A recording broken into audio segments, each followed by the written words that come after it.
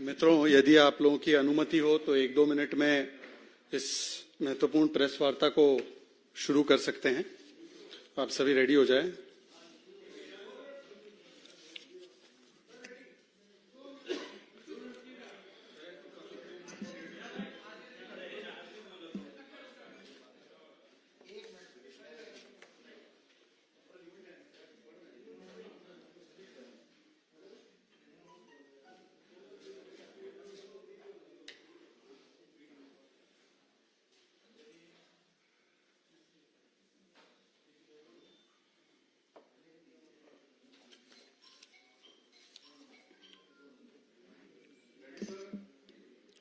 चलिए, हम सब लोग रेडी हैं।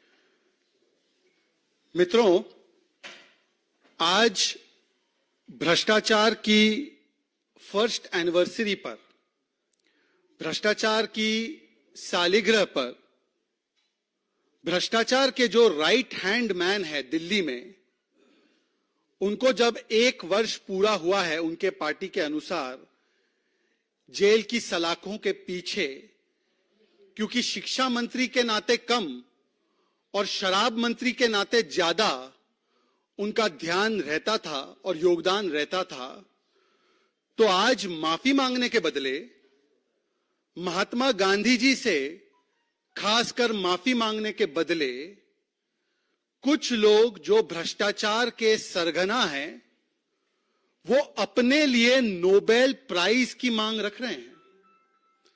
ये विडंबना की बात है कि 1 वर्ष पहले जिन्हें जेल की सलाखों के पीछे कोर्ट ने भेजा था, उनके लिए, उनके कारनामों के लिए अरविंद केजरीवाल भारत रत्न की मांग कर रहे थे, और 1 वर्ष के बाद जब कोई कोर्ट, यहां तक कि सुप्रीम कोर्ट तक इन्हें राहत देने के बदले कहती है कि शराब घोटाले में 338 करोड़ का मनी ट्रेल है, इसको जरा समझाइए। जब इनके भ्रष्टाचार के सारे साथी संजय सिंह, विजय नायर और मनीष सिसोदिया को महीनों तक बेल या राहत नहीं मिलती, तो अरविंद केजरीवाल जी जो भारत रत्न इनके लिए मांग रहे थे, आज अपने लिए नोबेल प्राइज मांग रहे हैं। माफी नहीं मांग रहे, नोबेल प्राइज मांग रहे हैं। एक पुराना गाना है, मैं तो आप लोगों से थोड़ा सा कम उम्र का हूं, परंतु आप जो मेरे सीनियर यहां पे बैठे हैं, वो गाना है, मेरे माता पिता काफी सुनते थे। देखो तेरे संसार की हालत क्या हो गई भगवान, कितना बदल गया इंसान। आज मैं दिल्ली प्रदेश कार्यालय से यहां की ओर आ रहा था, तो बीच में किसी ने मुझको रोका और कहा कि इस गाने के लिरिक्स थोड़ा सा बदल गए हैं। आज ये लिरिक्स ये हो चुके हैं, देखो दिल्ली वासियों तुम्हारा सीएम, उसकी हालत क्या हो गई जनता रूपी भगवान, कितना बदल गया ये इंसान। ये वही इंसान है, ये वही अरविंद केजरीवाल है जो आम आदमी पार्टी की शुरुआत होने से पहले अन्ना हजारे की छत्र छाया में जब होता था, तब कहता था कि पहले इस्तीफा होगा और फिर जांच होगी। और आज इस्तीफा तो दूर की बात, आज जांच में सहयोग देने से भी कतरा रहे हैं लोग। कितना बदल गया ये इंसान, जो बच्चों की सौगंध खाकर कहता था कि देखिए जी, हम कांग्रेस से कभी हाथ नहीं मिलाएंगे, हम कभी समझौता नहीं करेंगे, हम लालू प्रसाद यादव को जेल के पीछे पहुंचाएंगे, हम समाजवादी पार्टी के मुखिया को जेल के पीछे पहुंचाएंगे, सोनिया गांधी को जेल के पीछे पहुंचाएंगे।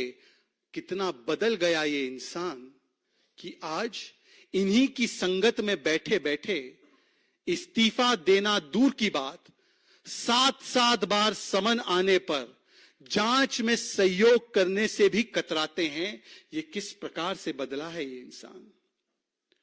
और मित्रों, आज ये जो बातें कह रहे हैं ना, ये बात सच है, नोबेल प्राइज तो मिलना चाहिए। इस बात पर मैं स्वीकारता हूं कि उनको नोबेल प्राइज मिलना चाहिए। पहला नोबेल प्राइज मिलना चाहिए भ्रष्टाचार करने के लिए, हर विभाग में भ्रष्टाचार करने के लिए नोबेल प्राइज मिलना चाहिए।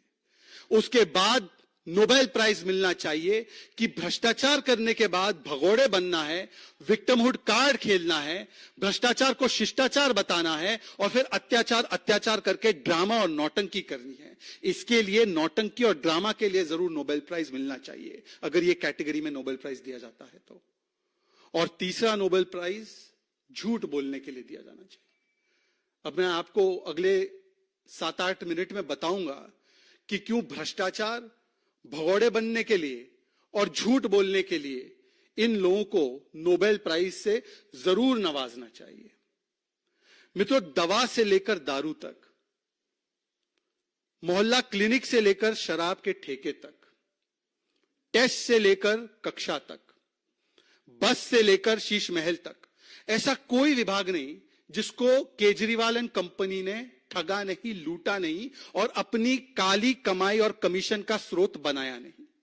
इसी मंच पर आपको याद होगा कि कई बार मेरे वरिष्ठ नेताओं को, भारतीय जनता पार्टी दिल्ली से नेताओं को, केंद्रीय मंत्रियों को और मुझे अवसर मिला कि आपको मोहल्ला क्लिनिक में जो लैब टेस्ट के नाम पर घोटाला हुआ, जो घोटाला बस में हुआ, जो घोटाला शीश महल में हुआ, उसमें तो कुछ चैनलों ने प्रमुखता से दिखाने का प्रयास किया तो उनके पत्रकार के साथ क्या क्या बदसलूकी की गई, जिस प्रकार से शराब घोटाला हुआ जिसमें कोर्ट किसी भी स्तर पर राहत देने को तैयार नहीं है, उल्टा टिप्पणी पर टिप्पणी करे जा रहा है कि प्राइमा फेसाई ये शराब घोटाला एस्टैब्लिश होता है। अब इन सारे घोटालों के बाद, और देखिए शराब के बाद पानी में भी घोटाला, और आज मित्रों मैं आपके सामने किस प्रकार से लगभग 70,000 करोड़ का घोटाला आम आदमी पार्टी कर रही है उसके कुछ प्रमाण आपके सामने रखना चाहता हूं। 70,000 करोड़ का घोटाला। मित्रों, आज दिल्ली जल बोर्ड, ये दिल्ली जल बोर्ड भ्रष्टाचार, कमीशन खोरी और हर प्रकार के अवैध कारनामों का अड्डा बन चुका है केजरीवाल के नेतृत्व में। अभी हाल ही में आपको याद होगा कि दिल्ली जल बोर्ड के कई वरिष्ठ अधिकारीगण, इनको गिरफ्तार किया गया क्योंकि इनकी इन्वॉल्वमेंट, इनकी संलिप्तता थी एक बड़े स्कैंडल में जहां पर कॉन्ट्रैक्ट्स फर्जी कॉन्ट्रैक्टर्स को दिए जा रहे थे, ऐसे कॉन्ट्रैक्टर्स को दिए जा रहे थे जो उसके लिए किसी भी रूप से क्वालिफाइड नहीं थे और एवज में करप्शन लिया जा रहा था, और करप्शन और कमीशन लेने के बाद वो दिल्ली सरकार के सर्वोच्च लोगों तक पहुंचाया जा रहा था। इसीलिए उनके संरक्षण में लगातार दिल्ली जल बोर्ड के ये सभी लोग इस भ्रष्टाचार को अंजाम दे रहे थे। अब दिल्ली जल बोर्ड के माध्यम से OTS, वन टाइम सेटलमेंट के नाम पर वन टाइम सुपर स्कैम की तैयारी अरविंद केजरीवाल कर रहे हैं। ये वन टाइम सेटलमेंट का हिजाब है, वन टाइम सुपर स्कैम का असली चेहरा है, और ये बहुत बड़ा घोटाला है। देखिए, शराब में भी घोटाला और अब जल में भी घोटाला। मतलब अगर आप देखें तो ग्लास में जो लोग करते हैं सेवन इन चीजों का, अच्छी बात नहीं है, तो शराब और पानी दोनों को लेकर घोटाला है। किसी चीज को छोड़ना नहीं है, 360 डिग्री घोटाला करना है।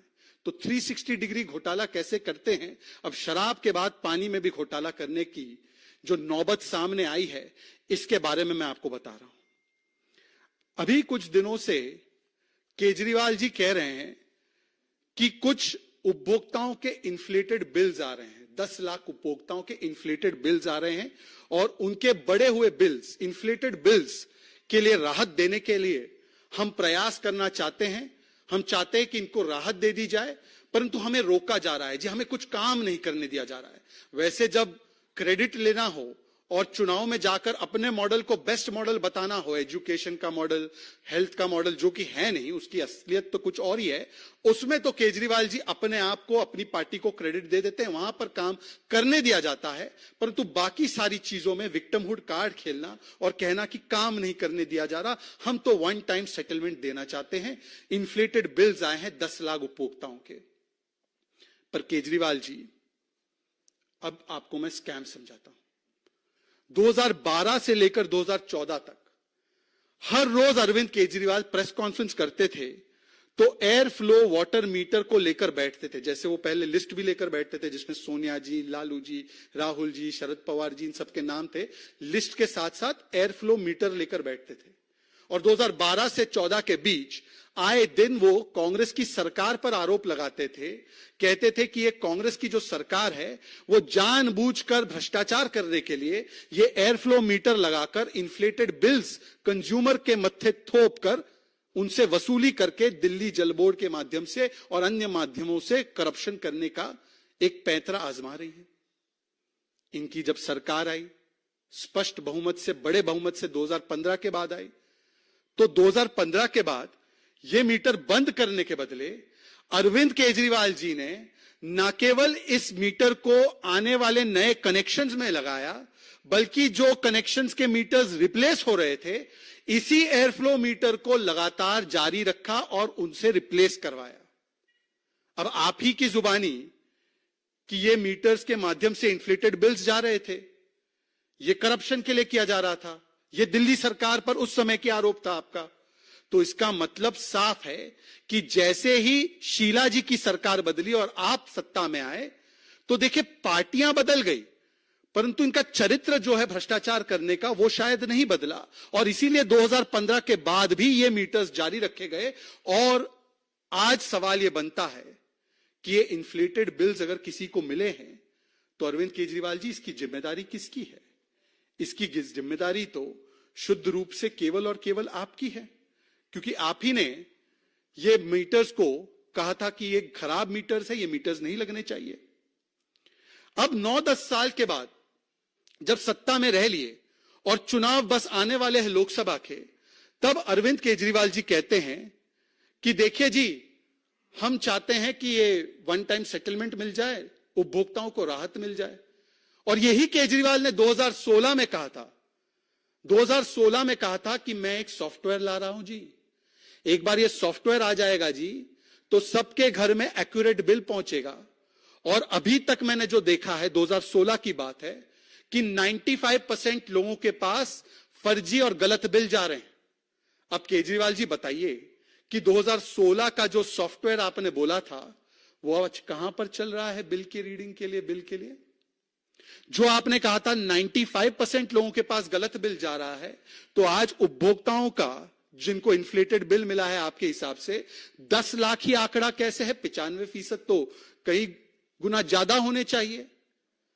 आज अरविंद केजरीवाल जी बताइए कि 9-10 वर्षों के बाद साफ पानी देने का जो आपने वादा किया था कि टैप के माध्यम से घर घर तक पानी पहुंचेगा, उस वादे को तो पूरा नहीं कर पाए। इस मीटर को हटाने का जो वादा किया था उसको पूरा नहीं कर पाए। और 9-10 साल के बाद अगर आप इन्फ्लेटेड बिल की बात करते हैं तो ये बिल जनरेट कौन करता है? क्या ये बिल कोई भारतीय जनता पार्टी के दफ्तर से जनरेट हो रहा है, या ये बिल दिल्ली जल बोर्ड ही जनरेट कर रही है? और यदि ये बिल दिल्ली जल बोर्ड ही जनरेट कर रही है तो हमारा आपसे एक सुझाव है अरविंद केजरीवाल जी, ये बिल जनरेट हो फिर वो कैंसल हो, इससे अच्छा तो आप ये कर दीजिए कि जिस किसी के बिल में इन्फ्लेटेड आया है, गलती आई है, उस बिल को डीजेबी के माध्यम से जीरो कर दीजिए। वैसे भी तो 21,000 लीटर तक जब पानी मिलता है और उसके लिए तो कोई बिल नहीं देना पड़ता। आपका ये वादा था, आपकी ये स्कीम थी। ये ओटीएस स्कीम कहां है मुझे नहीं पता, पर ये स्कीम तो थी ना, 21,000 लीटर तक पानी माफ, पानी मुफ्त। तो यदि ऐसा है तो जिनके भी गलत है आप उसको जीरो कर दीजिए, प्रॉब्लम सॉल्व हो गई। पर यह प्रॉब्लम सॉल्व करनी नहीं है, यह उपभोक्ताओं के लिए कोई कंसर्न नहीं है, यह अब भ्रष्टाचार का नया माध्यम ढूंढने का एक तरीका है। मित्रों, आपको मैं एक और चीज के प्रति ध्यान आकर्षित कराना चाहता हूं। 2023 के अंत में हमारे कर्मठ प्रदेश अध्यक्ष वीरेंद्र सचदेवा जी ने और हमारे बाकी के नेताओं ने एक एसटीपी टेंडर स्कैम के बारे में भी दस्तावेज सार्वजनिक पटल पर लाने का काम किया था और संभवतः उसको बाकी अथॉरिटीज के पास भी पहुंचाने का काम किया। हजारों करोड़ों का उसमें स्कैम हुआ। ऐसे एक नहीं, कॉन्ट्रैक्ट देने दिलवाने में दिल्ली जल बोर्ड के माध्यम से हजारों हजार करोड़ का स्कैम हुआ है। और इन तमाम स्कैम्स को इस प्रकार से फंड करने के लिए ताकि इन कॉन्ट्रैक्टर्स को जिनको ये अवैध तरीके से कॉन्ट्रैक्ट दिलाए गए हैं, जिनको ये अवैध तरीके से कमीशन के बेसिस पर दिए गए हैं, इन तक किसी प्रकार से पैसा पहुंचाया जाए, इसके लिए ये पूरी कवायद है।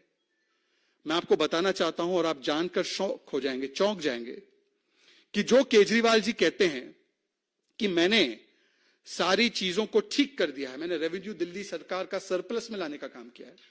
यदि आपने दिल्ली सरकार का सरप्लस रेवेन्यू कर दिया है तो पिछले 10 वर्षों में दिल्ली जल बोर्ड का रेवेन्यू सरप्लस में क्यों नहीं हुआ? आज दिल्ली जल बोर्ड पर जो कर्जा 20,000 करोड़ से कम का था, 2021-22-23 आते आते दिल्ली जल बोर्ड पर 80,000 करोड़ का कर्जा है। नोट कीजिए, जो कर्जा मात्र 20,000 करोड़ का पहले था, वो कुछ वर्षों में बढ़ते बढ़ते बढ़ते बढ़ते, मतलब कि हर वर्ष दिल्ली जल बोर्ड का नुकसान होते होते होते होते, पिछले वर्ष भी अगर आप देखेंगे तो 1,000 करोड़ से ज्यादा का नुकसान हुआ है, वो आज 80,000 करोड़ का डेट है। ये तो कहते हैं ना कि हमने सब कुछ ठीक कर दिया जी, रेवेन्यू सरप्लस हमने सरकार के बजट को कर दिया जी, हालांकि दिल्ली का सरप्लस रेवेन्यू ही था, परंतु ये कहते हैं, क्लेम करते हैं। तो दिल्ली जल बोर्ड का, जबकि नेतृत्व दिल्ली जल बोर्ड का या तो उनके स्वयं के हाथों में रहा है या उनके चहीते मंत्रियों के हाथों में रहा है, राघव चड्ढा से लेकर सौरभ भारद्वाज इनके हाथों में रहा है, तो आज तक इसको ठीक क्यों नहीं कर पाए? ये ठीक इसलिए नहीं कर पाए, ये इसलिए घाटे में है दिल्ली जल बोर्ड, क्योंकि बार बार दिल्ली जल बोर्ड के माध्यम से एसटीपी टेंडर प्लांट का हो या अलग अलग इस प्रकार के कॉन्ट्रैक्ट हो, उन कॉन्ट्रैक्ट्स की असली कीमत मानो 100 करोड़ है तो उसको इन्फ्लेट करके 500 करोड़, 600 करोड़, 700 करोड़, 1000 करोड़ करके अपने चहीते कॉन्ट्रैक्टर को दिलवाना, बीच में घूस लेना और दिल्ली की जनता के पैसों के माध्यम से ये दिल्ली जल बोर्ड के घोटाले में दिल्ली जल बोर्ड के नुकसान की भरपाई करने का ये एक sophisticated one time super scam का स्कीम है। समझिए इस बात को, ये कोई जनता के लिए नहीं है। जनता के लिए होता तो पिछले वर्ष करते, जनता के लिए होता तो उससे पिछले वर्ष करते। आज क्यों कर रहे हैं? क्योंकि चुनाव आने से पहले, आप शराब मॉडल याद कीजिए, जैसे ही चुनाव आ रहा था तो त्वरित शराब की पॉलिसी में चेंजेस किए गए, शराब घोटालेबाजों के साथ डील की गई, उनके तरफ से कमीशन कलेक्ट करने के लिए संजय सिंह से लेकर मनीष सिसोदिया से लेकर विजय नायर, ये सभी लोग आ गए और वो पैसा आया चुनाव में लगा, पंजाब के चुनाव में, गुजरात के चुनाव में, बताइए महात्मा के प्रदेश के चुनाव में इसका इस्तेमाल किया गया। और आज वही मोडस ऑपरेंडी है। जैसे ही चुनाव आ रहे हैं कॉन्ट्रैक्टर्स का दबाव आ रहा है, जी हमने तो दे दिया था आपको कमीशन, हमारा पैसा क्लियर करवाओ, हमने आपको हजारों करोड़ रुपए कमीशन दे दिए हैं, हमें जल्द से जल्द ये जो कॉन्ट्रैक्ट हमने लिया था उसके पैसे दिलवाओ। तो इस चक्कर में दिल्ली जल बोर्ड, जिस पर 80,000 करोड़ का कर्जा है, जिसके पास अब पैसे नहीं है, तो दिल्ली सरकार के बाकी पैसे उसमें ट्रांसफर हो जाए और वो ट्रांसफर करके जेबें भरी जाए कॉन्ट्रैक्टर्स की और कमीशन बड़े पैमाने पर और भी खाया जाए चुनाव से पहले। अन्यथा मैंने आपको एक सुझाव दिया है कि सारे जो बिल जनरेट हुए, मैं तो कह रहा हूं 10 लाख क्यों, सारे जो बिल जनरेट हुए उसको जीरो कर दीजिए। सॉफ्टवेयर जो लाने वाले थे वो सॉफ्टवेयर ले आइए। नियत साफ पानी की नहीं है, नियत केवल और केवल सफाई करनी है तिजोरी की। ये तिजोरी की सफाई का मोडस ऑपरेंडाई है, साफ पानी का मोडस ऑपरेंडाई नहीं है और ना ही उपभोक्ताओं को राहत देने का मोडस ऑपरेंडाई है। इसीलिए आज मैं कुछ स्पेसिफिक सवाल पूछना चाहता हूं केजरीवाल जी से इस विषय पर और आगे के फिर विषय पर कुछ सवाल रखना चाहता हूं। केजरीवाल जी, 2016 वाला सॉफ्टवेयर कहां है? Kejriwal ji, air flow water meter के इस्तेमाल को बंद क्यों नहीं किया आपने? केजरीवाल जी, 95% कंज्यूमर्स को अगर ये समस्या है तो इनका आंकड़ा 10 लाख क्यों है? केजरीवाल जी, आप कह रहे हैं कि कोविड काल में, अभी उनका आपने सुना होगा, तो कोविड काल से ये इन्फ्लेटेड बिल्स आ रहे हैं, तो अगर कोविड काल से है तो 2012 तक के बिल से अब आप क्यों चाहते हैं कि वेव कर दिया जाए? कोविड तो 2020-21 की बात है, तो बिल्स वहां से वेव करने की बात करते, आप तो 2012 से बात कर रहे हैं। ये ऐसा क्यों? इसका मतलब लक्ष्य कुछ और है। केजरीवाल जी, अगर आपकी नियत साफ है तो दिल्ली जल बोर्ड के अकाउंट्स की ऑडिटिंग क्यों नहीं करवाते? अकाउंटिंग और ऑडिटिंग की बातें आप जरूर करते हैं, परंतु सीएजी को दिल्ली हाईकोर्ट में जाकर कहना पड़ा, और इसको नोट कर दीजिए, सार्वजनिक पटल पर उपस्थित है।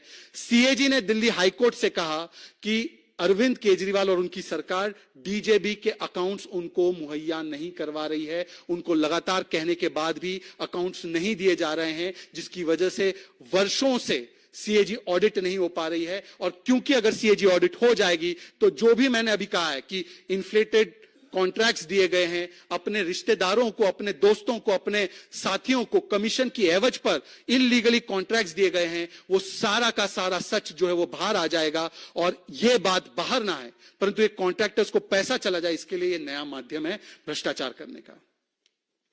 मित्रों, पर एक और बात, आज बोल रहे हैं 1 साल हुए हैं मनीष सिसोदिया की गिरफ्तारी को, और शिक्षा में क्रांति लाई। शिक्षा में कौन सी क्रांति लाई वो तो आप देख लीजिए। हाईकोर्ट ने अभी टिप्पणी की है दिल्ली के सरकारी स्कूल की व्यवस्था पर क्रांति एक जरूर लाई है, और वो क्रांति एबीसीडी क्रांति है, घोटाले की क्रांति है। ये एबीसीडी का जो मतलब है वो ये है: A for avoid summons, B for भाग जाओ फ्रॉम समन्स, सी फॉर किसी तरह से कवर अप कर दो समन्स का, और डी फॉर डाइवर्ट करके ड्रामेबाजी करो समन्स पर। मित्रों, आप बताइए कि जब आज 7वीं बार समन दिया गया और पेश होना था, तो अरविंद केजरीवाल वहां पर पेश होने के बदले फिर से ये एबीसीडी करने लगे, बहाने बनाने लगे। पहली बार विपासना का बहाना, फिर स्टार प्रचारक होने का बहाना, जिसमें 204 सीट में 204 सीटों पर पूरी तरह से डिपॉजिट जब्त हो गई, फिर चुनावों का बहाना, फिर विद्वेष की भावना से किया जा रहा है इसका बहाना। मैं पूछना चाहता हूं अरविंद केजरीवाल जी, अगर 7 समन के बाद आप कह रहे हैं विद्वेषपूर्ण भावना है, तो अभी तक कोर्ट ने इन समन्स को खारिज क्यों नहीं किया? आप कोर्ट चले जाते, समन्स को खारिज करवा देते और एजेंसियों को एक जवाब दे देते कि देखिए खारिज हो गए, अवैध समन्स थे। कोर्ट ने समन्स को खारिज नहीं किया है, उल्टा ईडी कोर्ट के पास जाती है और कहती है कि एक पब्लिक सर्वेंट जब उनको समन्स भेजा जा रहा है, जांच में शामिल होने के लिए कहा जा रहा है, तो समन्स के साथ कोऑपरेट करने के बदले आज किस प्रकार से एजेंसीज के साथ कॉन्फ्रंट कर रहे हैं, इसका आज उदाहरण सामने आया है। और कोर्ट जब एजेंसी पहुंचती है तो कोर्ट कोई भी समन पर स्टे नहीं लगाती। आज आतिशी जी ने और सौरभ भारद्वाज ने जब प्रेस वार्ता की, तो सौरभ भारद्वाज ने हास्यास्पद है लालू प्रसाद यादव का उदाहरण दिया। बताइए, जो अन्ना हजारे के मूवमेंट से शुरू हुए हैं वो लालू जी का उदाहरण दे रहे हैं। चलिए, कितना बदल गया इंसान, इसका एक और परिचायक तो है। पर सौरभ भारद्वाज कह रहे हैं, आतिशी कह रही है कि इतनी जल्दबाजी क्या है, कोर्ट गए हैं, कोर्ट में मामला है, कोर्ट जाने के बाद एक और समन क्यों भेजा जा रहा है? मान्यवर, यह बताइए कि क्या कोर्ट ने किसी भी प्रोसीडिंग पर स्टे लगाया है? कोर्ट ने तो आपको नोटिस जारी किया यह कहते हुए कि आप जांच में शामिल क्यों नहीं होते। यदि आपको इतना सम्मान है और कोर्ट की बात आज आप कर रहे हैं, तो इसी कोर्ट्स ने, सुप्रीम कोर्ट ने कहा कि मनीष सिसोदिया को बेल नहीं मिलेगी, इसी हाई कोर्ट ने कहा संजय सिंह को बेल नहीं मिलेगी, विद्वेष की भावना से कोई कार्रवाई नहीं हो रही, ये ऑन रिकॉर्ड कहा है। लोअर कोर्ट ने कहा है 338 करोड़ का मनी ट्रेल कहा है। आतिशी कहती है 1 रुपए का ट्रेल नहीं मिला, 338 करोड़ का मनी ट्रेल मिला है, यह सुप्रीम कोर्ट ने माना। तो बताइए कि कोर्ट की एक जगह पर तो बात कोर्ट करनी है और दूसरी जगह पर कोर्ट की जो फाइंडिंग्स है उसको कोर्ट नहीं करना। मित्रों, सवाल यह भी पूछा जाना चाहिए कि किस साफगोई से झूठ बोलते हैं। आतिशी जी का दूसरा तर्क यह था कि जो भी कार्रवाई हो रही है पीएमएलए कानून में बदलाव करके केवल ईडी की कार्रवाई हो रही है। मित्रों, मैं आपके समक्ष एक बहुत महत्वपूर्ण चीज रखना चाहता हूं, आपका ध्यान आकर्षित कर रहा हूं, सभी जो यहां पर बैठे हैं। ये जो बार बार कहा जाता है ना कि केवल पीएमएलए में कार्रवाई हो रही है, पीएमएलए में कार्रवाई हो रही है, पीएमएलए में कार्रवाई हो रही है। पहले तो अगर सुप्रीम कोर्ट के पास सारे अथॉरिटी है, अगर पीएमएलए हो या कोई भी कानून हो, इसमें गलत कार्रवाई होती है तो उस कानून को भी और उस गलत कार्रवाई को भी रद्द करने का सुप्रीम कोर्ट के पास पूरा अधिकार क्षेत्र है। परंतु सवाल वो नहीं है, सवाल यह है कि यह है सीबीआई कोर्ट का ऑर्डर, और मैं आपको पढ़कर सुनाना चाहता हूं। और सीबीआई कोर्ट ऑर्डर जो देती है पीएमएलए पर नहीं देती है, सीबीआई कोर्ट ऑर्डर देती है प्रिवेंशन ऑफ करप्शन एक्ट पर, सीबीआई कोर्ट ऑर्डर देती है आईपीसी की अलग अलग धाराओं पर, और उससे मैं पढ़कर सुना रहा हूं। यह सीबीआई कोर्ट का जो हाई कोर्ट ने भी कंफर्म किया, The payment of advance kickbacks of around 90 to 100 crore rupees was meant for him matlab Manish Sisodia, and his other colleagues in JNTCD. And 20 to 30 crore rupees of the above have been found to be routed through co-accused Vijay Nair, etc., etc., etc. Thus, as per allegations made by prosecution and the evidence collected thereof, the applicant can be prima facie held to be the architect of the said criminal conspiracy. ये CBI court का आदेश IPC और पोका के मामलों पर, nothing to do with PMLA. कोई PMLA का लेना देना नहीं. अब बताइए आतिशी जी, अभी आपने 2 घंटे पहले 1 घंटे पहले जब प्रेस की है, उन्होंने कहा ये सारे केस PMLA के जी, इसलिए वो बेल नहीं मिल पा रही है. ये तो नहीं है. और बाकी सब तो छोड़िए, आप तो कहते हैं ना भ्रष्टाचार के प्रति हमारा जीरो टॉलरेंस है. लालू जी तो 4 बार कन्विक्टेड है मान्यवर. लालू जी 4 बार कन्विक्टेड है. तो जब लालू जी 4 बार कन्विक्टेड है, अब तो कोई सवाल नहीं बचता किसी विद्वेष की भावना का. तो बताइए, 4 बार कन्विक्टेड व्यक्ति के साथ बैठकर आप अपने आप को कट्टर ईमानदार कह रहे हैं. आप कह रहे हैं आपको भारत रत्न और नोबेल प्राइज मिलना चाहिए ईमानदारी के लिए. लालू जी पर आपका क्या स्टैंड है? बाकी सारे तर्क कुतर्क छोड़ दीजिए. ये आकर कहेंगे फलाने का नाम, ढिमकाने का नाम, जिन पर ऑनगोइंग केसेस है उनको छोड़ दीजिए. कन्विक्टेड आज की तारीख में 2 नेता है. एक है लालू प्रसाद यादव, 4 बार कन्विक्टेड. दूसरे है पवन मुड़ी. पवन मुड़ी डीएमके के मंत्री रहे हैं, उनको भी कोर्ट ने कन्विक्ट कर दिया. अब ये दोनों कन्विक्टेड नेताओं पर आम आदमी पार्टी का क्या स्टैंड है? या आम आदमी पार्टी अब समझती है कि ये जो कन्विक्शन है ये भी विद्वेष की भावना से है? आम आदमी पार्टी जब कहती है कि विद्वेष की भावना से ईडी सीबीआई कार्रवाई करती है, तो अब क्योंकि निकाह मुकम्मल हो चुका है इनका, अभी अभी आपने देखा है दिल्ली में निकाह, राजनीतिक निकाह इनका मुकम्मल हो चुका है. हालांकि ये निकाह मुकम्मल होने के बाद भरूच से और पंजाब में तो 3 तलाक चल ही रहा था इनका, परंतु क्योंकि दिल्ली में निकाह मुकम्मल हो चुका है, तो आज मैं पूछना चाहता हूं कि जिस कार्रवाई को ये विद्वेषपूर्ण कार्रवाई बताते हैं, सुनिए इस बात को. ये इनके ही नए नए साथी ने कहा है. का मामला है, ये शिक्षा का मामला नहीं है. शराब की बात हो रही है, शिक्षा पर छुपने का काम मत कीजिए. ये गलत है, ये सर्वथा पाप है. यह है कांग्रेस पार्टी की अधिकृत प्रवक्ता, और अधिकृत मंच से उन्होंने कहा कि शराब घोटाला हुआ है, इसमें छिपने का प्रयास मत कीजिए. अब मैं अरविंद केजरीवाल जी आपसे बताना चाहता हूं कि बताइए कि क्या कांग्रेस पार्टी भी विद्वेषपूर्ण कार्रवाई पर काम कर रही है? क्या वो भी भारतीय जनता पार्टी के साथ मिली हुई है? कोर्ट्स भी भारतीय जनता पार्टी के साथ मिले हुए हैं, सब कुछ मिले हुए हैं, सब कोई मिला हुआ है. ये वही लोग हैं जो कहते हैं या कहते थे कि सब कोई मिला हुआ है जी. आज ये सब मिल गए जी. कितना बदल गया इंसान, कितना बदल गया इंसान कि जो लोग कहते थे जांच करानी है, सोनिया गांधी को गिरफ्तार करो, 2 दिन उसका इंटेरोगेशन करो, देखो पता चल जाएगा किस किसने रिश्वत ली और किस किसने. ये अरविंद केजरीवाल का बयान. ये तो खुद चाह रहे थे सोनिया गांधी गिरफ्तार हो. अब तो सोनिया गांधी पर केवल केस चल रहा है, वो गिरफ्तार अभी तक नहीं हुई है. तो क्या अरविंद केजरीवाल जी आपने इस पर भी सियासी यूटर्न ले लिया है, या उस समय पर गलत बोल रहे थे, या आज आपको विद्वेषपूर्ण कार्रवाई नजर आने लगी एजेंसियों में? इसका जवाब देना चाहिए. दरअसल बात यह है कि जवाब नहीं देना है शराब घोटाले पर. शराब घोटाले पर 2.5% से 12% कमीशन कैसे हुआ? जवाब नहीं देना है. ब्लैक लिस्टेड कंपनी कैसे आई? जवाब नहीं देना है. मैन्युफैक्चरिंग कंपनी कैसे आ गई? उसका जवाब नहीं देना है. होलसेल प्राइवेट सेक्टर को कैसे दे दिया गया? जवाब नहीं देना है. नई पॉलिसी में भ्रष्टाचार नहीं हुआ था तो पुरानी पॉलिसी पर रिवर्ट क्यों किया? जवाब नहीं देना है. हजारों करोड़ रुपए का मुनाफा शराब घोटालेबाजों की जेबों को भरने के लिए क्यों दिया गया? जवाब नहीं देना है. इसलिए ड्रामा करना है, ध्यान भटकाना है, और किसी भी तरीके से अपने आप को विक्टिमहुड कार्ड खेलकर बचाने का प्रयास करना है. मित्रों, ये मॉडल है, और इसलिए आगाह होना जरूरी है कि एक और नए स्कैम की शुरुआत, दवा के बाद दारू और दारू के बाद पानी का स्कैम करने का ये जो पूरा मॉडल है वो आज सामने आपके आ चुका है. उम्मीद है कि जो स्पेसिफिक सवाल हमने पूछे हैं उनका कम से कम एक बार कम से कम आम आदमी पार्टी के लोगों की तरफ से जवाब आए. मित्रों, इस बीच एक और डेवलपमेंट हुई है जिसके बारे में एक टिप्पणी करना जरूरी है. अभी अभी आपने देखा होगा कि जो पश्चिम बंगाल में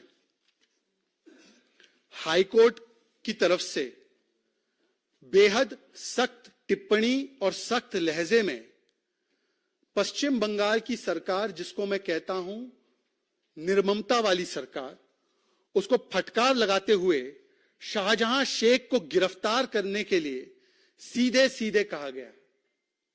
आज एक बात स्पष्ट है कि जो सरकार दावा करती थी, तृणमूल कांग्रेस की सरकार, ममता दीदी की सरकार, की ये मां माटी मानुष की सरकार है, ये मां माटी मानुष नहीं, ये बम ब्लास्ट और बलात्कारी बचाओ की सरकार है।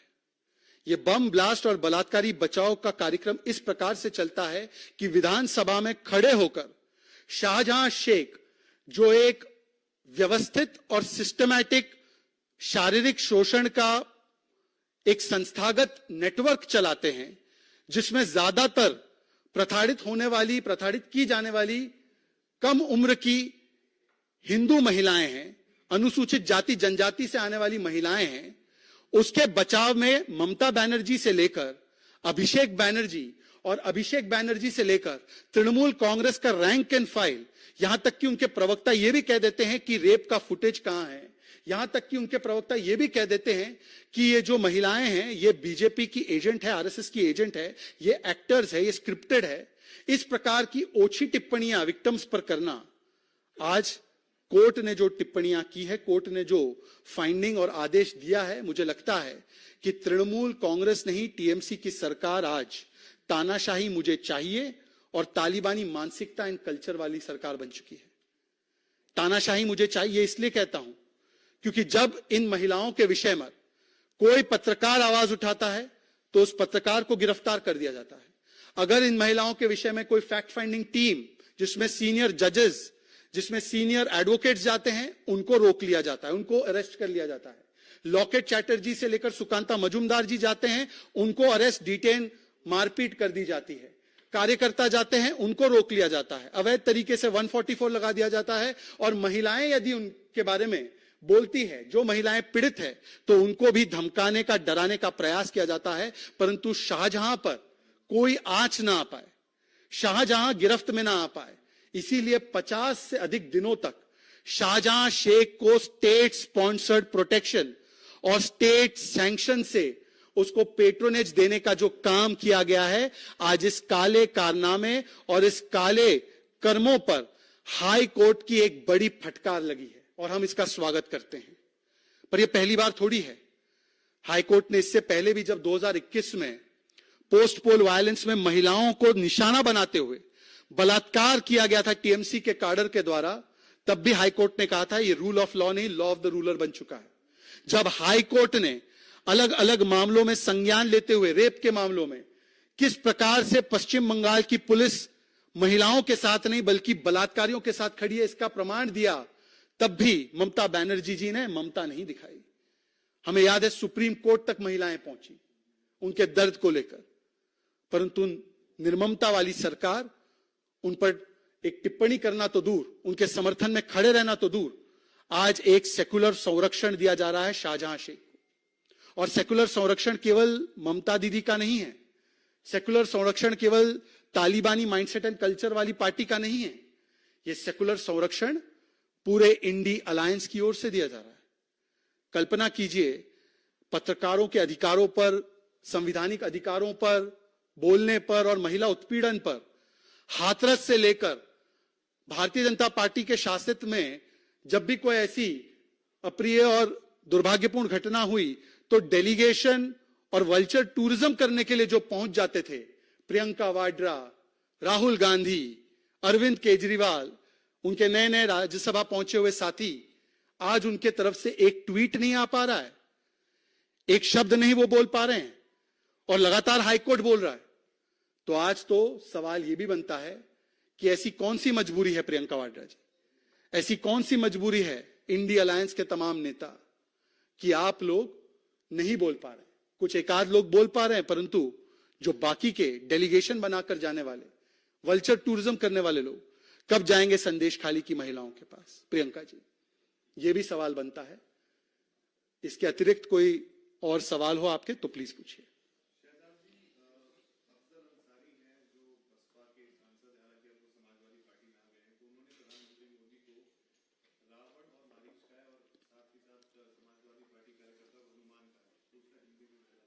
क्या कहा है उन्होंने? और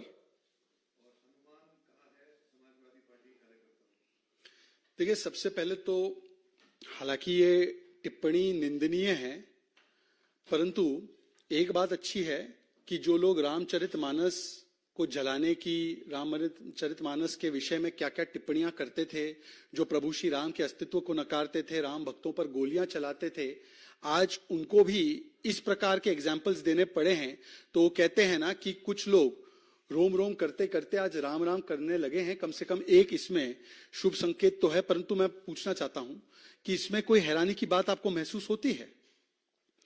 इस व्यक्ति का क्या बैकग्राउंड है, इसकी पृष्ठभूमि क्या है, और ये क्यों समाजवादी पार्टी से अब टिकट लेकर लड़ेंगे, इसके बारे में तो ज्यादा विश्लेषण करने की आवश्यकता नहीं है, क्योंकि समाजवादी पार्टी ने तो हमेशा गुंडों को, माफियाओं को और आपराधिक तत्वों को विधानसभा तक या लोकसभा तक भेजने का काम किया है।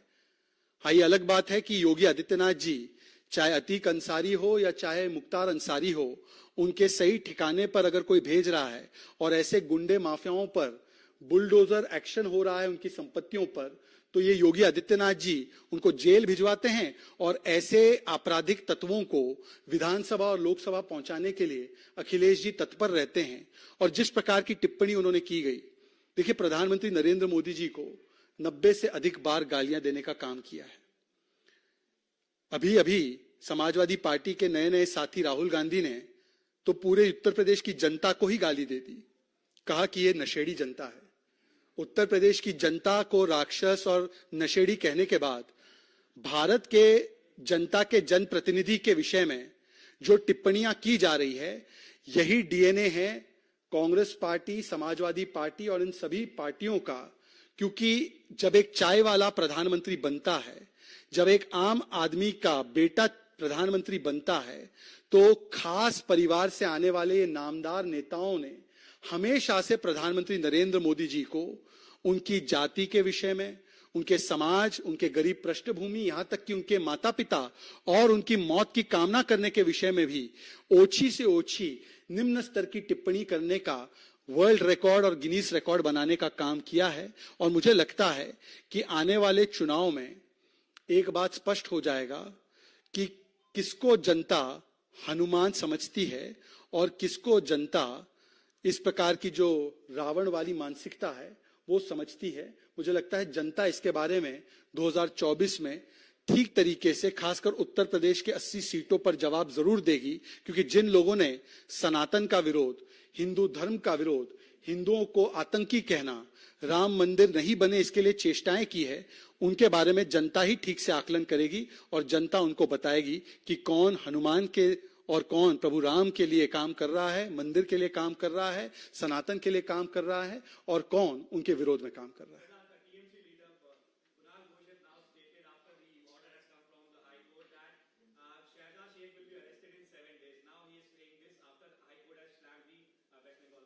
I think this statement by Kunal Ghosh, which you are quoting, Mohit, is a testimony that Shahjahan Sheikh is very much in the presence of TMC leaders. Immediately after the court's order, if the senior most spokesperson of the TMC, who's authorized no less by Abhishek Banerjee and Mamta Banerjee, is making such kind of categorical commentary that within 7 days Shahjahan will be caught, who has not been caught for 50 days, it means that he was never on the run. It means that he was never escaping from the law. It means that he has been given harbor and patronage by TMC. That means that TMC, government TMC, is making the police and other agencies give shelter and patronage to Shahjahan Sheikh. But on the other hand, they are arresting journalists, they are arresting Karyakartas, they are arresting fact-finding panel members who are going to stand in solidarity with the women of Sandesh Khali. This is an admission. ये एक प्रकार से एक मान्यता है, ये माना है उन्होंने कि शाहजहां शेख को ममता बनर्जी के तहत, ममता बनर्जी की सरकार के तहत राज्य प्रायोजित संरक्षण और राज्य प्रायोजित उनको प्रोटेक्शन दिया जा रहा है। यह सबसे बड़ा प्रमाण कुणाल घोष ने आज प्रस्तुत किया है और इसीलिए मैं कहूंगा कि हाईकोर्ट के आदेश का सम्मान करते हुए 7 दिन नहीं 7 घंटों के भीतर तृणमूल कांग्रेस की सरकार और पुलिस को तुरंत प्रभाव से उस शाहजहां शेख को कानून के हवाले कर देना चाहिए, जेल में भेजना चाहिए और संदेश खाली की महिलाओं को न्याय दिलाने के लिए कदम उठाने चाहिए।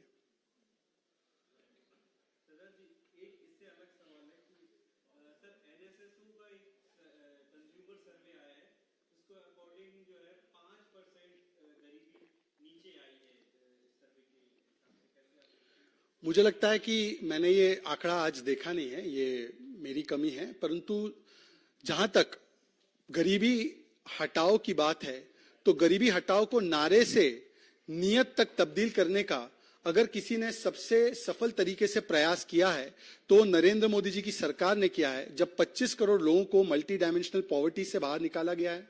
इसका प्रमाण आपको अलग अलग रिपोर्ट से तो मिला ही है, परंतु आज जब प्रति व्यक्ति आय दुगनी हुई है, जब हम देख सकते हैं कि 4.5 करोड़ घरों तक पक्के घर पहुंचे, लोगों तक घर पहुंचे हैं, 11 करोड़ से अधिक लोगों तक शौचालय पहुंचे हैं, जहां पर लोगों के पास नल से जल नहीं था वहां पर 12 करोड़ नल से जल के कनेक्शन पहुंचे हैं।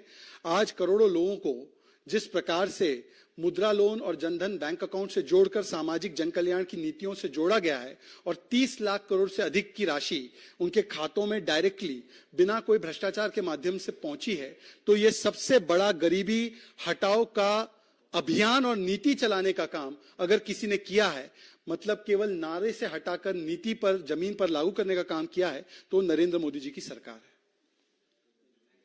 Thank you so much.